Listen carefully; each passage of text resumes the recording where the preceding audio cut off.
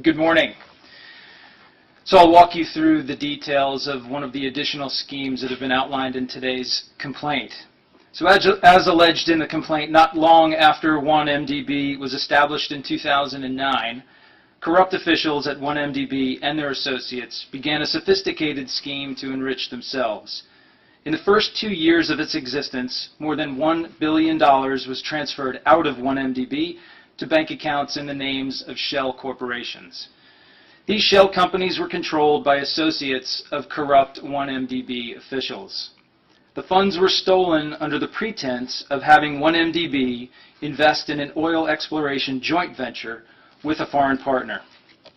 On paper, the $1 billion was to be 1MDB's investment in what purported to be natural resource rights. But this wasn't a legitimate investment for 1MDB or for the Malaysian people. Instead, the funds transferred to the shell companies were used for the personal enrichment of the corrupt officials and their associates. They used the money to pay gambling debts at Las Vegas casinos. They rented luxury yachts. They hired an interior decorator in London. They spent millions on property, some of which is subject to seizure and forfeiture based on the complaint filed today. Among the purchases was a Bombardier jet with a purchase price of about $35 million.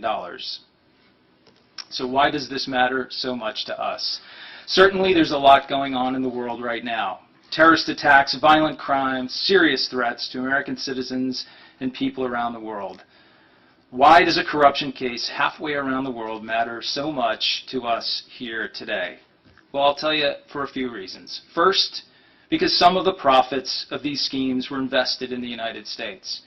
And when corrupt officials bring their ill-gotten gains to the United States, they also bring with them their corrupt practices and disregard for the rule of law. And that presents a threat to our economy. It impacts trade and investment. It fuels the growth of criminal enterprises and undermines our fair democratic processes. Second, because the stable, healthy democracies around the world are the cornerstone of global security. The more we can do to help our international partners establish and maintain stable governments accountable to the rule of law, the more we do to ensure U.S. national security.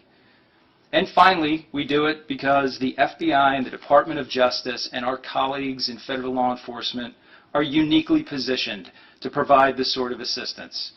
The Malaysian people were defrauded on an enormous scale. It's schemes whose tentacles reached around the world. This case is beyond any single agency's ability to effectively investigate. We have investigators and prosecutors with deep experience working matters like this, so our involvement is a natural fit. Last year, we established 3 dedicated international corruption squads based in New York, Los Angeles, and here in Washington.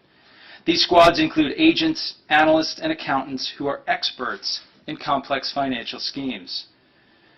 These specialized teams are showing real results. This is the largest kleptocracy seizure in U.S. history. We hope this investigation will send a message to corrupt officials around the world that no person, no company, no organization is too big, too powerful, or too prominent. No one is above or beyond the law. So at this point, I'd like to thank a few of our partners.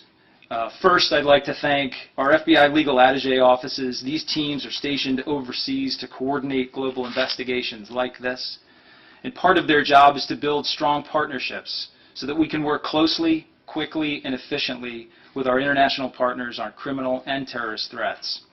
I'd also like to thank our partners with the IRS, with the Los Angeles U.S. Attorney's Office, the Criminal Division here at the Department of Justice, and of course our agents and analysts in the FBI's New York and Los Angeles field offices. This case is ongoing. Corruption, unfortunately, will never be eradicated because, quite frankly, greed never goes away. But we are committed to working with our partners here at home and around the world to do what we can to stop it, to ensure the legitimacy of public officials and to create a level playing field for all. Now I'd like to introduce Chief Richard Weber of the IRS Criminal Investigation Division.